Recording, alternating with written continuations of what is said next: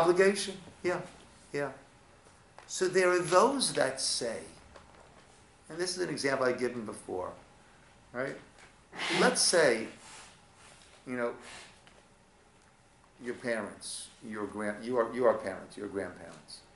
You have a big gift, all wrapped up with a nice bow, right? And you give it to your grandchild, give it to your child, right? And they thank you. They don't open it up right away. You come back a week later, and you see in the garage is that box with the paper and the bow. Hasn't been opened up, hasn't been touched. How do you feel? Not all that good. Right? I gave you a gift. Use it. So the Gemara says that Kol hayoshev b'ta'anit nikra chotei. If you take on an unlegislated, not a fast day that's been established as part of our yearly cycle, your own personal fast day, you're called a chotei. You're called a sinner. Why? Because God delivered this incredible gift to us, this incredible world. Why aren't you using it? Why are you leaving this gift in the box with the wrapping and the bow around it? Why aren't you partaking? Why aren't you utilizing? Why aren't you appreciating this gift? Use it. That's why the person is called the chotei. But the problem with that, so then why was he called a kadosh in the first place?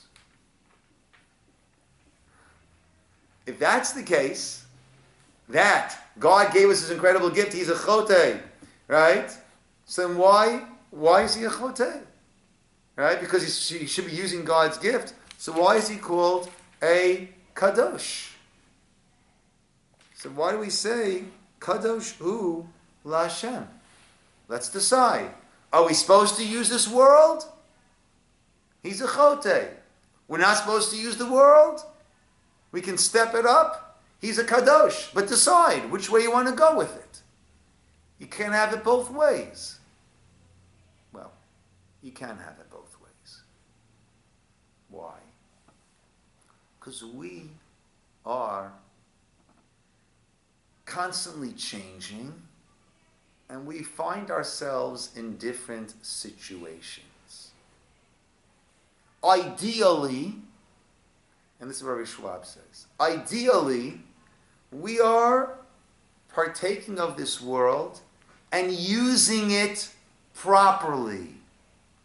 Right? That same thing, you give the kid, you give your child, your grandchild a gift, and it's a bicycle. Great. And they're using it well, you love it.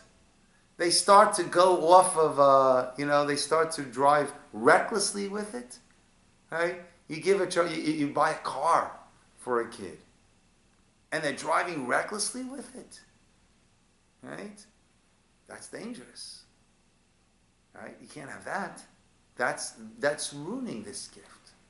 So as long as we're using this gift properly, as long as we could utilize all the beauty, all the great aspects of this world, of the splendor, of the variety, of this incredible world that God has given us, we use it properly, we should use it properly, and we shouldn't move ourselves away from it.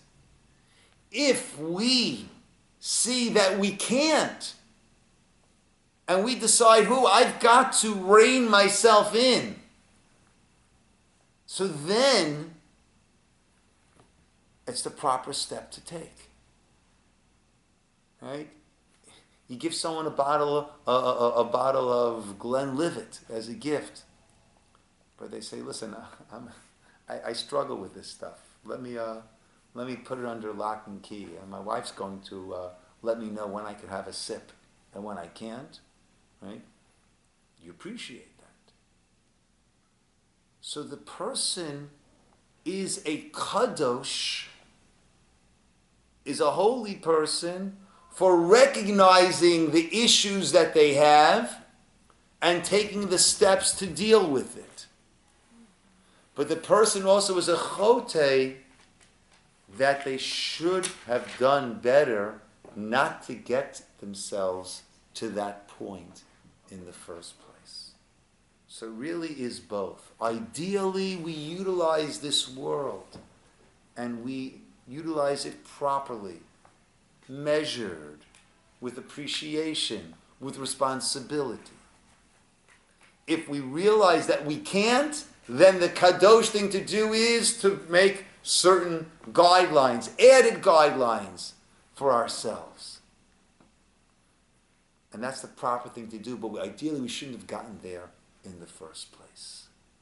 Because we're supposed to look around this world, appreciate this incredible, diverse, rich, vibrant world that God has given us, and we're supposed to utilize it, and we're supposed to appreciate it, but within the boundaries, within the reason.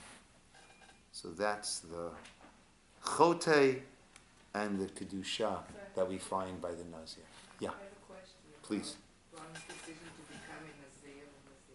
Is it always from a struggle, an internal struggle, or issue? It's not possible that someone just decides to embed himself without, having a struggle or problem.